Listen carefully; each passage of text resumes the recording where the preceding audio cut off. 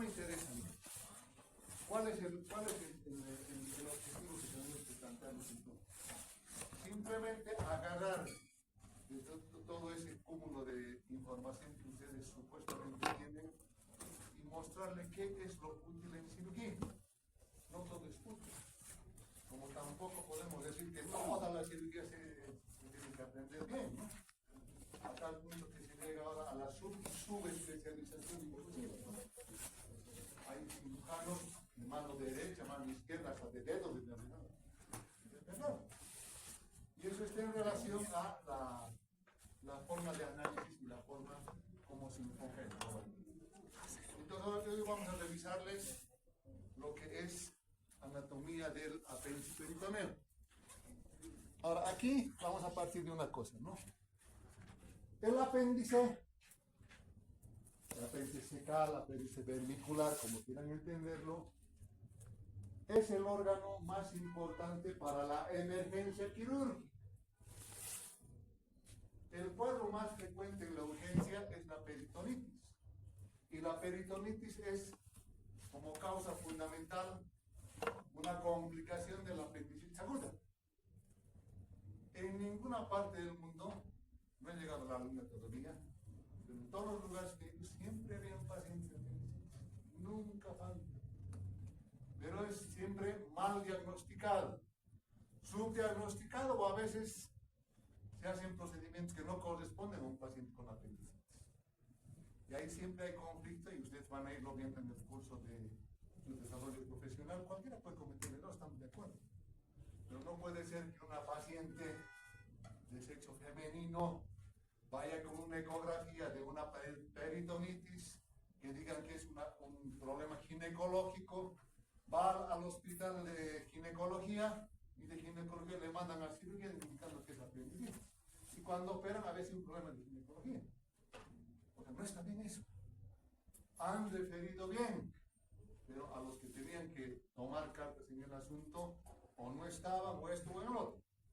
Hoy en día la apendicitis se diagnostica más con clínica que con laboratorio. Porque ahora hay la idea, ¿no? Hay que hacer tomografía. ¿Qué nos vamos a hacer tomografía? Les vamos a mostrar que hay líquido, punto. Igual tienen que operar. Entonces el apéndice secal viene a ser un órgano rudimentario en el humano. ¿Por qué decimos rudimentario? Porque en la vida embrionaria, si ustedes recuerdan, esto era hasta aquí abajo. Y esto se ha ido atrofiando. Pero desde el punto de vista morfofuncional. Sabemos además de que el apéndice se origina en el ciego, que es la primera parte del intestino grueso. Y hay una relación directa en la parte de atrás con el músculo psoas y el nervio crural, por ejemplo. ¿Para qué me tengo que acordar eso? Hay una maniobra que se llama maniobra del psoas. ¿En qué casos es positiva? En una apendicitis secal. ¿Por qué? Porque ha inflamado esta nervio. ¿Por qué hay problema de la migración del dolor al miembro inferior derecho? Porque hay contacto con el nervio crural. Entonces, todo tiene una explicación en ese contexto. Sabemos además que el apéndice corresponde al punto de convergencia de las tres tenias del intestino grueso.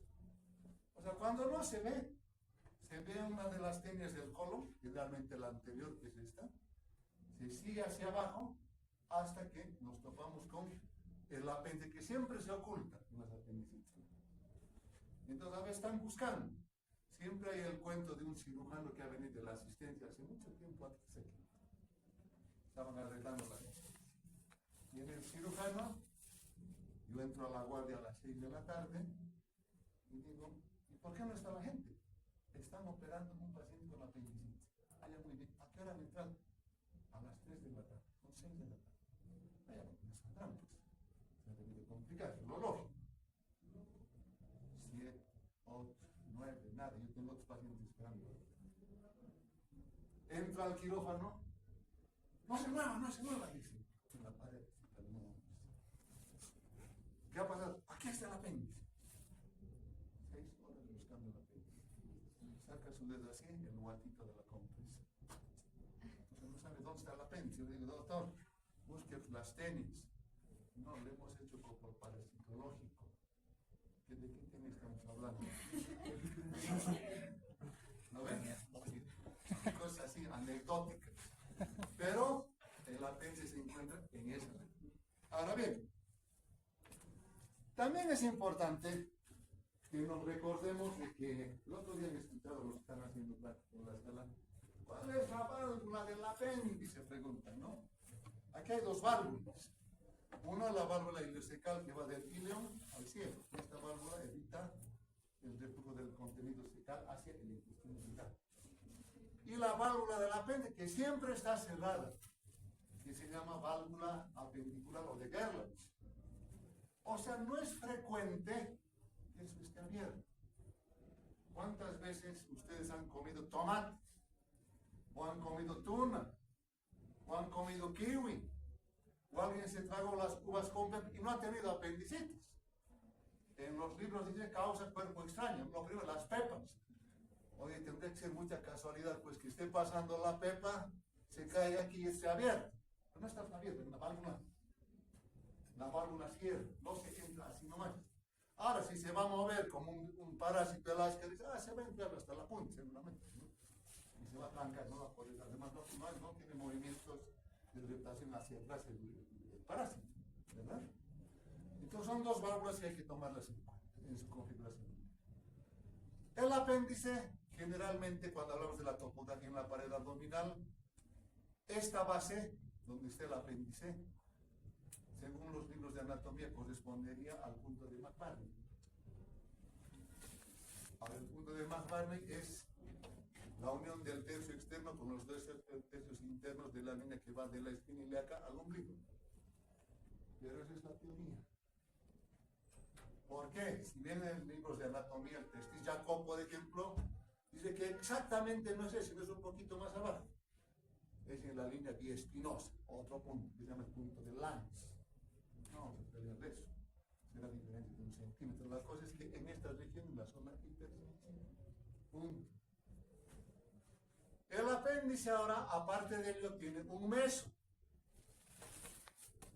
El meso lleva vasos sanguíneos, venas, arterias, linfáticos y nervios. O sea, el meso no es inerte, no es como esta partecita nomás, sino tiene sus propios vasos. Y un paso obligado para hacer la apendicectomía es saber hacer la ligadura a nivel del meso. Hay que desvascularizarlo. Si yo no voy a abocar aquí a la ayudante de parasitología, primero le haremos como parasitólogo para ver que no se va a morir con un parásito, ¿no? De todos modos, si no están pensando de que haya vasos y nervios y van a querer sacar la apéndice, no, no se puede. Es imposible. ¿Listo? Ahora, otra cosa que nos tenemos que acordar es que puede tener N posiciones. Miren, hay retrocecal, hay paracecal, hay posterior, subcecal, pélvico, preilineal, posilineal, anterior, etcétera. Entonces, ¿para qué nos vamos a hacer lío? Pondremos un relojito. Hay un relojito ahí, ¿no ve? Aquí podemos poner en relación al reloj las posiciones en las cuales está el apéndice. Y me voy a acordar más fácil. Un reloj que me está mirando, no un reloj que lo voy a mirar de la otra cara. Entonces, acá tenemos, por ejemplo, el que sería ascendente. Por detrás es entre la 1 y 2 del reloj. El que sería preileal está entre la 1 y 2 también. O sea, todos los que ascienden van a estar entre el número 1 y el número 2 del reloj. Haz la cosa. Cuando estamos hablando de que es descendente pélvico, está a nivel más o menos de las 5 del reloj. Aquí es el número 5, ¿no? Cuando es subcecal, sería a las 6. Cuando es al lado, este de acá, es al lado del ciego, el paracecal, sería a las 10 más o menos. Ahí. Y cuando es retrocecal es a las 11. Haciendo una analogía de las posiciones del reloj con las posiciones que puede tener el apéndice. ¿Por qué me tengo que acordar de todo esto? Porque el tal punto de Mach-Barney puede ser negativo en relación a la posición. La posición no es igual en todos. Y aquí un poquito hay que revisar los libros de cirugía que leen ustedes. En el libro de cirugía, cualquiera que lean de los americanos, y la mayoría de los libros latinos también, indica que la posición más frecuente es la retrosecana. Nosotros hemos verificado que sea más porcentaje de los retrosecanos. La más frecuente es la pelvis, esta posición. Y eso sí le va a dar la signología tal cual está descrita en los textos. Ahora, ¿cómo está irrigado y cómo está inervado? En la vascularización consideramos arterias, venas y linfáticos. Circulación arterial por la arteria appendicular, generalmente rama de una de las cecales. Estoy diciendo generalmente. Pero hay 8 variantes. No nos interesan las variantes. Y enseguida les voy a decir luego por qué. Cuando hablamos del drenaje venoso, la vena appendicular va a la mesaraica menor y la mesaraica menor va a la porta. O sea, va a la circulación portal. No va a la circulación sistémica directamente. Y cuando se habla de linfáticos, va a seguir los linfáticos de los ganglios mesentéricos superiores, o mesaraicos, que pueden haber niveles. Ahora, ¿por qué me tengo que acordar primero de que la arteria no me interesa si viene hasta de la pelvis, si quieren ustedes? Porque a esta la voy a ligar en el meso. No voy a ir a buscar el origen. Voy a encontrar el meso, voy a ver a trasluz dónde está el vaso, voy a hacer la ligadura. En la parascópica o en la virgen. Por eso, un tiempo obligado de la apendicectomía es ligadura del meso y arteria appendicular. ¿Dónde? En el meso. Ahí voy a ligar arteria, vena y probablemente el nervio. Ahora, en el caso de las venas, ¿por qué tengo que acordarme que va a la porta? Si esta apendicitis evoluciona a formas severas, me va a ser émbolo séptico del ciego hacia la porta. La problema es sepsis, en corto tiempo, 4 a 6 horas. Eso se llama pilefleritis.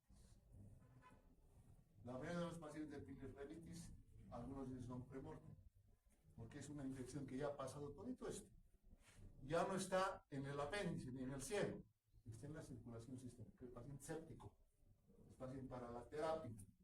Así lo percibe, el resultado no va a ser de inmediato en el paciente. Entonces siempre preguntan, ¿qué es la pilefleritis? Es el émbolo séptico de la vena porta. ¿Y en qué casos de apendicitis complicada? Cuando hay una diseminación hematógena de la infección. ¿Listo? Ya sé por qué. En el caso de los linfáticos, es bueno que se recuerde de que es común todo el colon derecho, que sería transverso, ascendente, ángulo hepático y ciego, todos van a ir a los colectores de la vena, perdón, de los linfáticos de la vecinos a la arteria mesentérica superior. Entonces, en todos los cuadros donde hay casos severos, tengo la obligación de revisar el meso. En este caso, ¿qué sería? El mesenterio y el mesocolon, porque el mesenterio es donde está la arteria mesentérica superior. Y el mesocolon, porque aquí pueden haber 3 niveles ganglionares: los epicólicos, los paracólicos y los principales.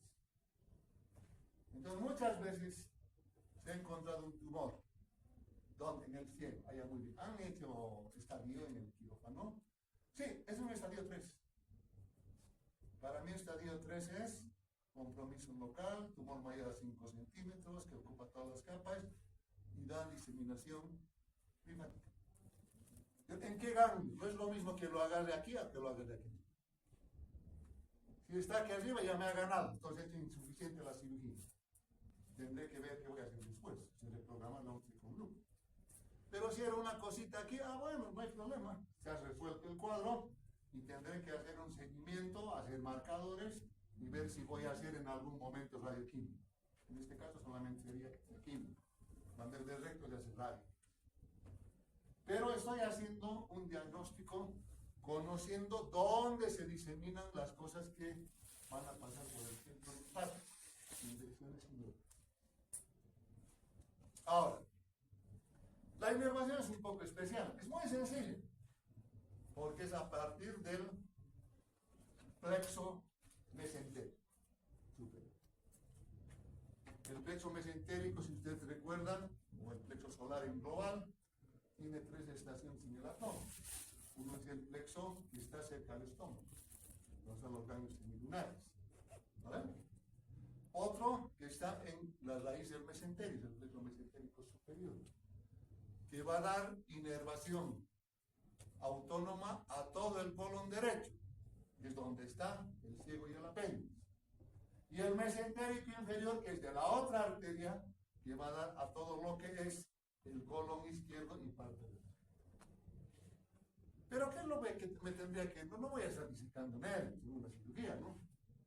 Me serviría para explicar la migración del lobo, todo. Todo el sistema entérico tiene 2 lugares donde hay nervios. El plexo mientérico es uno y el submucoso es otro. O sea, es doble capa nerviosa. En la piel no hay capa, hay una sola capa. En el endocardio hay una sola capa también. No hay dos, ¿lo ven? Pero, ¿cuál es la importancia de esto? En el caso del plexo mientérico, el tipo de inervación es a partir de una neurona motora a las fibras circulares y longitudinales del músculo liso. O sea, ¿a qué me va a ayudar? A la motilidad. Pregunta aquí, ¿se mueve la apéndice? No se mueve.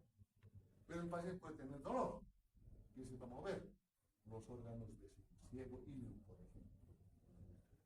Y el otro, que no solamente va por el plexo mientérico, sino que también va a depender del plexo submucoso. Ese termina en el epitelio.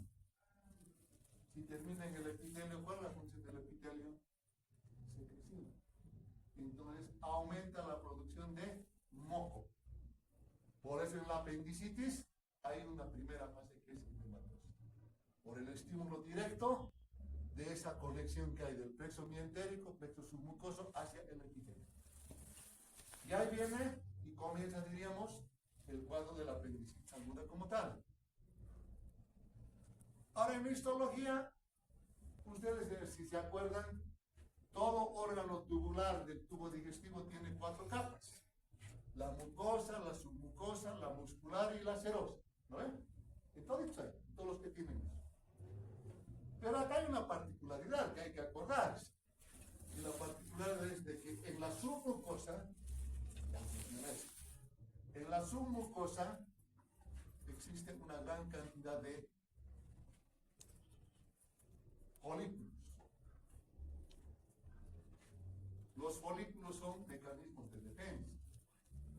Estos folículos tienen una gran proporción a partir de los 8, 9, 10 años. Y tienen una vida, podríamos decir, hasta los 20, 25 años. Estos folículos son los responsables de producir la apendicitis aguda. Por eso la edad de más coincidencia. Porque hay una hipertrofia de folículos linfáticos, folículos linfoides. Estos folículos linfoides son mecanismos de defensa. En este momento creo que todos los de acá, por lo menos, no van a tener más de 19 de cuadros. Yo tengo un sobrino que ha llegado hace 3 semanas, supuestamente para el carnaval, y a los 2 días ya estaba con diarrea. Claro, si ven en la calle, tal cosita y come, tal otro come. Nosotros podemos comer hasta lo que no se come y no nos pasa nada. ¿Por qué? Porque estos folículos ya reconocen a lo que es patógeno, ¿no? Ya prácticamente la salmonela viviría con nosotros. Vemos que en Estados Unidos no puede. Casi en vez de 10 morir. Vemos plato de universidad. Entonces, esa es la función desde el punto de vista histórico. En el reporte que se manda para que te mande el patólogo, ¿Qué tiene que decir si hay o no hay moléculas? No es el secadito en la primera causa, por si acaso.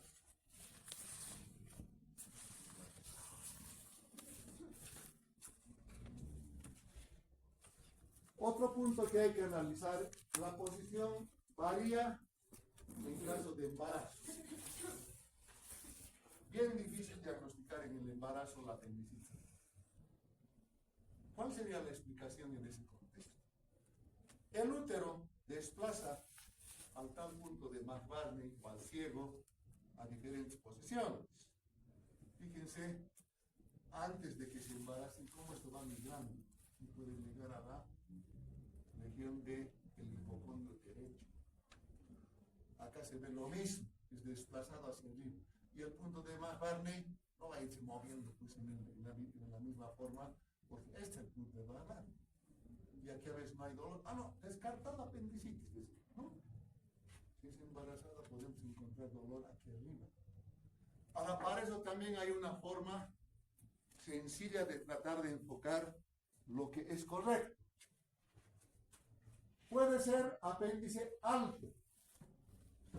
¿A qué hora más o menos sería? A la 1, ¿no ve? Entonces, ¿dónde va a estar el dolor ahora?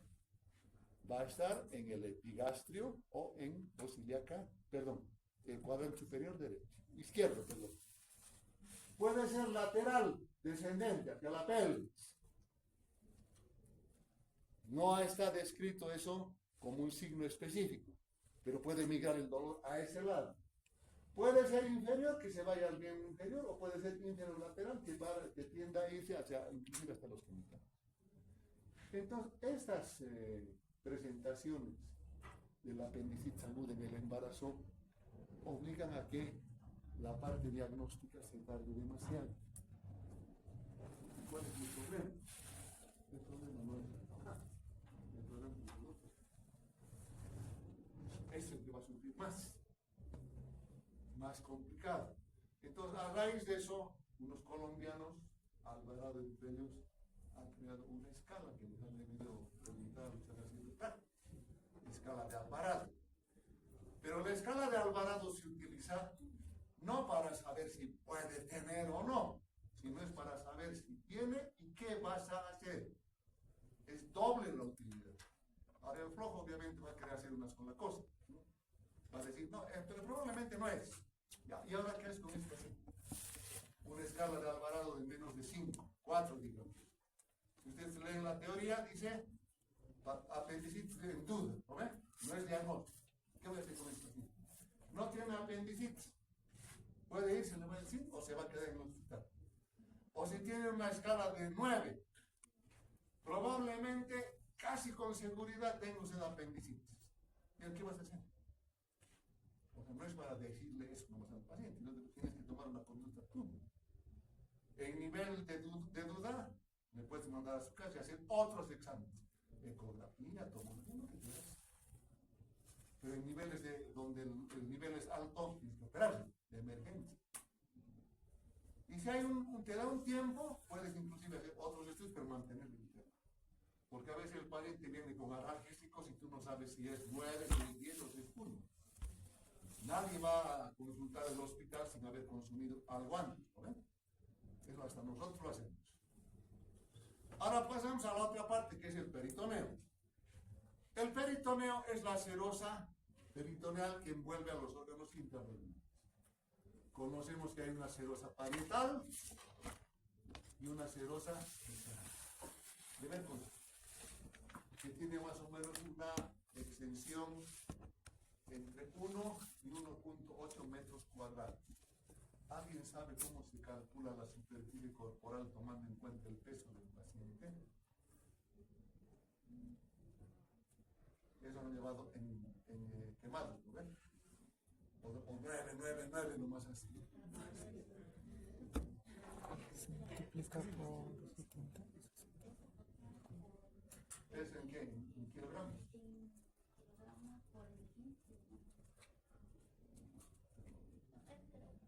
Yo creo que si eso hace mis carros, le van a entender.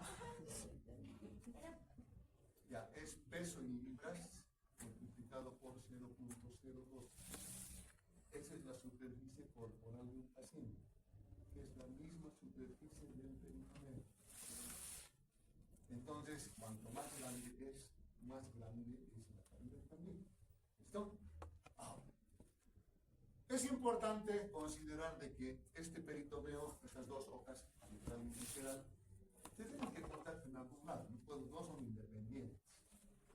Hay tres lugares. Uno, los epiplones. ¿Qué es un epiplón? Es un repliegue peritoneal que va de un órgano hueco a órgano hueco o de órgano macizo a órgano hueco. Ejemplo, el epiplón menor va del hígado ¿a dónde va? Al estómago. Por eso se llama gastrohepático. El epiplón mayor, ¿de dónde va? Del colon a la pared posterior. Entonces está yendo ya no a un órgano macizo, no a un órgano hueco. Es epiplón. Segundo, ligamento. Los ligamentos fijan los órganos, sean tubulares o sean parenquimatosos, hacia la pared. Son órganos de sostén. El hígado tiene el ligamento triangular. El ligamento triangular que hace, fija el hígado hacia la pared del diafragma. Y el otro sería el meso. El meso siempre va de la pared de un órgano a un órgano, pero tubular. El mesenterio, el mesocolon, etcétera, etcétera, van de la pared a un órgano tubular. Esos son los tres puntos donde se unen las dos hojas del pelo. Ahora, a raíz de eso puedes tener órganos intraperitoneales donde siempre hay un pedículo. O sea, tienes las dos hojas que envuelven completamente un órgano. El intestino delgado, por ejemplo, tiene esta estructura. O puedes tener de que el peritoneo visceral solamente cubre una cara. Este sería un órgano ya no intraabdominal, sino retro. El colon descendente, el colon ascendente es un órgano retroperitoneal. El duodeno, a excepción de la primera porción, es retroperitoneal. Y eso es importante desde el punto de vista de la evolución de las enfermedades. Cuando es retroperitoneal no da repercusión en el abdomen, sino en la región lumbar. Ahora, yo voy a agarrar artificialmente primero el perfil del límite del abdomen, la pared abdominal. Y voy a agarrar dos repliegues. El mesocolon, o el colon si quieren, y el mesenterio. Y voy a crear los espacios de la gran cavidad peritoneal. Porque ahora, ¿cómo divido esa cavidad? Cavidad peritoneal mayor o gran cavidad, y cavidad peritoneal menor o transcavidad de los hombros. Entonces, todo lo que está por encima el mesocolon transverso se llama porción supramesocólica. Ahí van a estar el hígado, el estómago, el vaso. Tres células. Todo lo que está abajo se llama inframesocólica. Ahora, la inframesocólica yo voy a hacer una subdivisión. Primero tomo en cuenta el colon ascendente en un lado y el colon descendente en el otro. Ya tenía aquí el mesenterio, ¿no ven? Y aquí tengo 4 espacios, 2 a la derecha y 2 a la izquierda. El parieto cólico derecho entre el colon ascendente y la pared.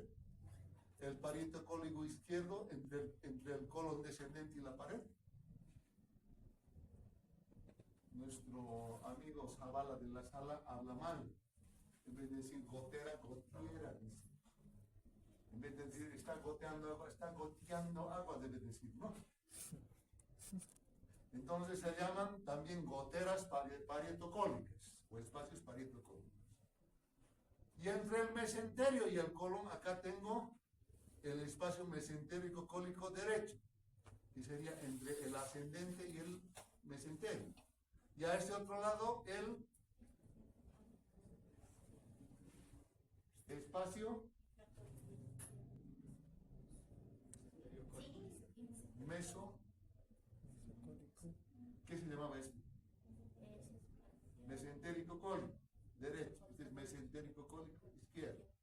Pero todos estos se van a juntar en el fondo de saco de Douglas para la mujer o recto vesical del varón. Entonces, ¿qué es lo que ocurre cuando hay secreciones? Miren, toda la parte que está en supramesocólica va a irse hacia arriba. Y todo lo que es intramesocólica puede irse hacia abajo o puede irse hacia arriba. ¿Por qué me interesa esto? El paciente de peritonitis no puede estar botando en la cama. Hay que ponerle en posición de drenaje. Esa es la famosa posición de Fowler. ¿Cómo es la posición de Fowler? 45 grados. 45 grados ¿de qué?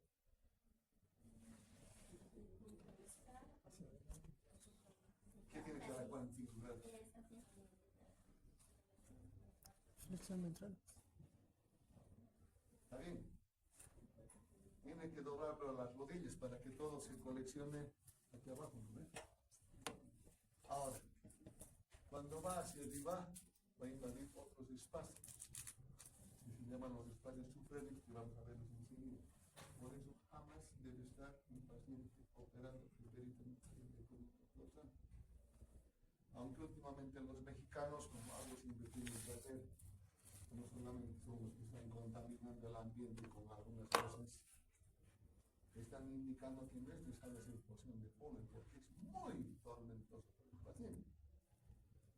Yo he sido paciente peritoneal como 3 meses y me sentía muy cómodo sentado y no echado. Y eso da lugar a que por lo menos pueda respirar bien. ¿Con quién come pues las cosas estresadas de echar? Nadie, ¿no? La serpiente de repente, no sé. No he vivido a la de serpientes todavía. Ahora, otra cosa que hay que tomar en cuenta, no son espacios así en hueco como hemos visto, hay órganos. Pero siempre, en función a esa posición, cuando lo pones en posición pobre, esto va a ir al fondo del saco. Pero cuando lo pones de echado siempre se va a ir hacia arriba. Y los lugares donde mayormente se quedan las colecciones es uno, en la fosa subhepática, segundo, entre el hígado y el colon, tercero, en los mesentérico-cólicos derecho e izquierdo. Muy rara vez en el fondo del saco. Entonces lo que tenemos que hacer nosotros es de que esto baje, no de que se suba.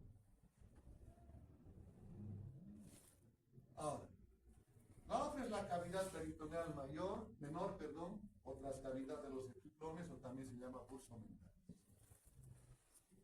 Lo que ocurre es de que aquí tenemos al hígado, acá tenemos al duodeno, el estómago, y acá tenemos la transcavidad que está detrás del epiplón menor. Y tiene un orificio ventral, que se llama el famoso adictus epiploico o hiato de Winslow, que tiene una pared superior, una pared inferior, una anterior y otra posterior. O sea, está detrás del pedículo hepático. En todas las, se van a fijar eso en la cirugía biliar, para que no se entre en la colección ahí, dejan el tubo aquí. Se deja un tubo en el hiato de Winslow. Y eso es porque al sacar la vesícula puede haber fuga a este nivel, o puede haberse hecho lavado o alguna cosa. Y para que no haga eso se hace eso.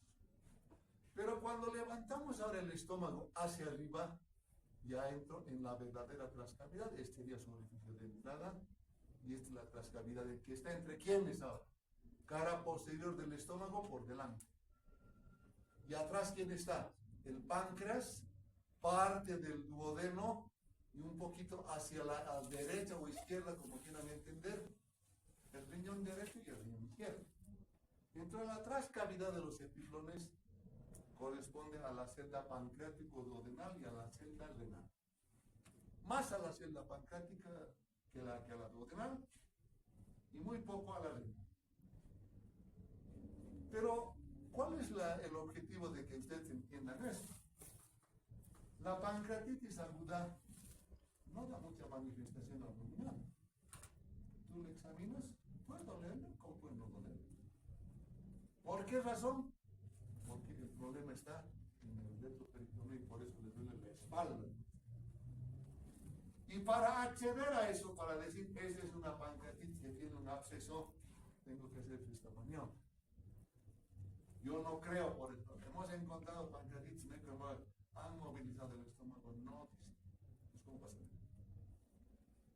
Superman ve rayos X, pero aquí necesitamos contraste. No se puede, hay que levantar. Esa es la famosa transcavidad de los pulmones.